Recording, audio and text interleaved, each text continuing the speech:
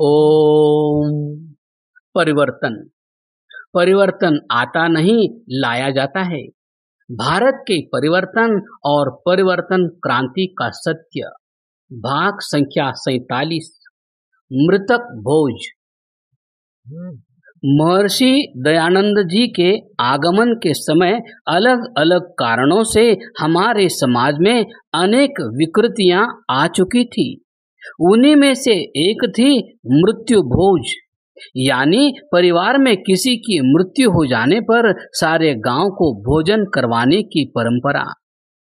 अब इस परंपरा को धनपति लोग तो निभाने में सक्षम थे, पर गांव के गरीब किसानों को जब धर्म के नाम पर इस परंपरा के निर्वाह के लिए सार्वजनिक रूप से बाध्य किया जाता था, तो अनेक परिवार इसके खर्च के बोझ से इतने दब जाते थे कि पीढ़ी दर पीढ़ी वे कर्ज से बाहर ही नहीं निकल पाते थे।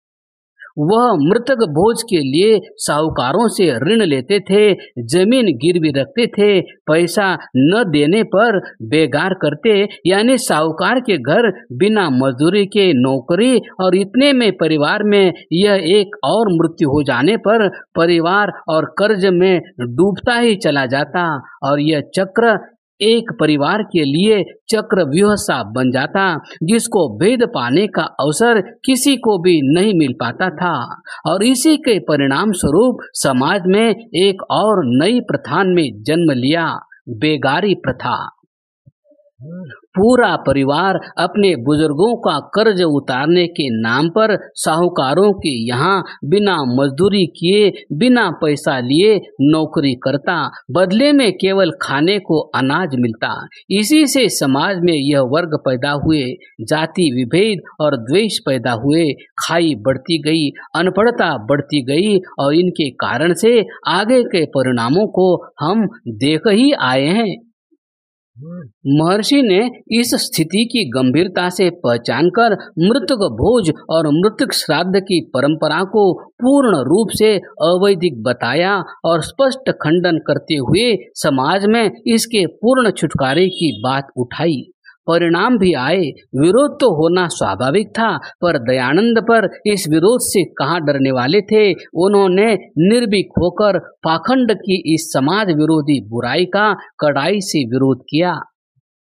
कालांतर में उनके द्वारा स्थापित आर्य समाज ने इसके विरोध को अपने समाज सुधार कार्यों का एजेंडा बनाया और समाज की इस रूढ़ी को तोड़ने में काफी हद तक सफलता भी पाई। गांव-गांव में संकल्प लिए जाने लगे कि मृत्यु भोज नहीं करेंगे। गांव निकाला भी हुआ, बहिष्कार भी हुआ, समाज सुधार के लिए सब कुछ सहा। परिणाम भी आए, सोच बदली, सही धर्म क्या है इसकी जानकारी हुई, धर्म के नाम पर चलने वाले पाखंडों का पर्दाफाश हुआ।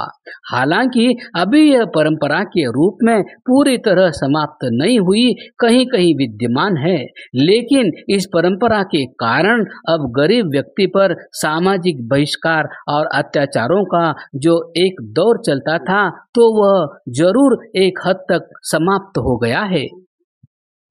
आज स्थान स्थान पर पंचायतें इसके विरुद्ध प्रस्ताव पास कर रही है। जो मृत्यु भोज नहीं करवाता उसका सामाजिक बहिष्कार नहीं किया जाता। क्या ये छोटी परिवर्तन क्रांति है? धन्य दयानंद, तुम न होते तो कौन अपने ऊपर कष्टों को सहकर इन बेड़ियों से हमें छुड़वाने का प्रयत्न कर पाता। जानते और समझते तो और भी थे। क्रमशः।